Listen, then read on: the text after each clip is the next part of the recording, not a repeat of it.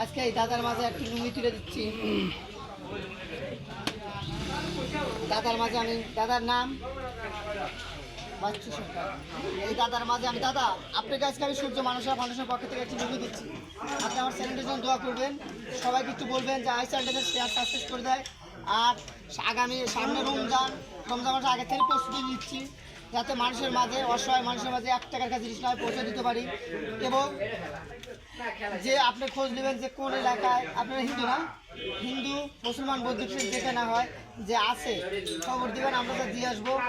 আর কোনো দয়াশীল দানবীর ব্যক্তি যদি আমাদের দয়া করে, তাহলে আমরা এখান থেকে তার থেকে কিছু চাই নিয়ে আরও বেশি বেশি করে পৌঁছাতে পারবো। হ্যাঁ, চ্যানেলটির জন্য দোয়া করবেন। আর মানুষ যেন হ্যাঁ অবশ্যই দোয়া করবেন, আমি নাকামা দেবো, অবশ্যই দোয়া করবেন আমার চ্যানেলটির জন্য, বুঝছেন।